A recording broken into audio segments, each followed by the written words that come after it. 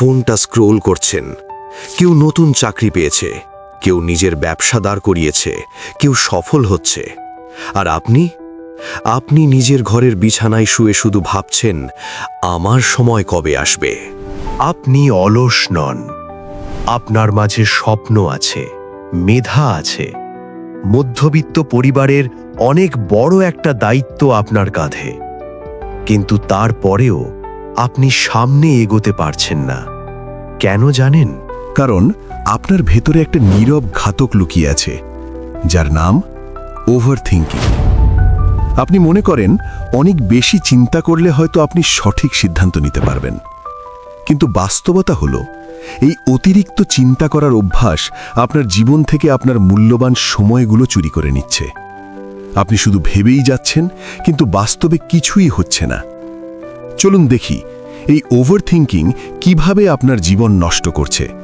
প্রথমত, over thinking আপনাকে পারফেকশনের ফাঁদে ফেলে।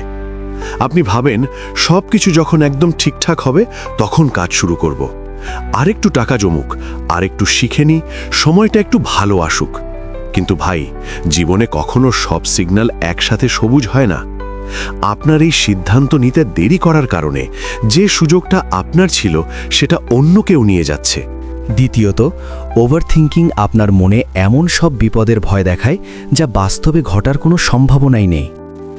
যদি আমি হেরে যাই, মানুষ কি বলবে? যদি আমার চেষ্টা বৃথা যায়? মাথায় রাখুন, আমাদের মন হচ্ছে দুনিয়ার সবচেয়ে বড় ডিরেক্টর। সে আপনাকে ফেল হওয়ার এমন সব সিনেমা দেখায় যার শুটিং জীবনেও হবে না। আপনি এমন সব সমস্যা নিয়ে ভয় পাচ্ছেন যার কোনো অস্তিত্বই নেই। তৃতীয়ত, ওভার থিঙ্কিং আপনাকে প্যারালাইজড করে ফেলে। কখনো খেয়াল করেছেন সারাদিন শুধু ঘরে বসে থাকার পরও আপনার শরীর খুব ক্লান্ত লাগে? কেন?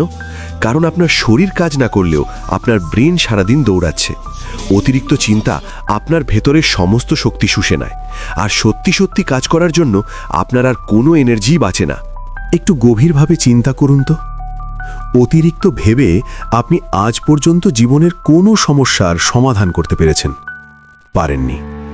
বরং যে সমস্যাটা ছিল না, ওভার থিঙ্কিং সেই সমস্যাটাও তৈরি করে দেয়। অতীতের আফসোস আর ভবিষ্যতের ভয়, এই দুয়ের মাঝখানে পড়ে আপনি আপনার আজকের দিনটাকে শেষ করে দিচ্ছেন। তাহলে এই চক্র থেকে বের হবেন কিভাবে? সমাধান একটাই, মাইক্রো অ্যাকশন বা ছোট পদক্ষেপ।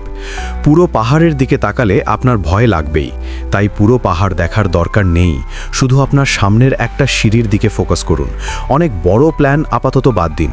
আজ এই মুহূর্তে যে কাজটা করা সম্ভব, শুধু সেটাই করুন। ফলাফল নিয়ে ভাবার দরকার নেই, শুধু অ্যাকশন নিন। আপনার জীবনের রিমোট কন্ট্রোল আপনার নিজের হাতে। অতীতের ভুল বা ভবিষ্যতের ভয় নিয়ে ভেবে আজকের দিনটা নষ্ট করবেন না। অনেক তো ভাবলেন, অনেক তো ভয় পেলেন, এবার কিছু একটা করুন। যদি আপনি সত্যি চান এই ওভারথিঙ্কিংয়ের জেলখানা থেকে বেরিয়ে আসতে, তাহলে নিজের সাথে প্রমিস করুন, আর এখনই কমেন্টে লিখুন স্টার্ট। আজ থেকে শুধু কাজ হবে, কোনো অতিরিক্ত চিন্তা নয়। শুরু করুন, জয় আপনার হবেই।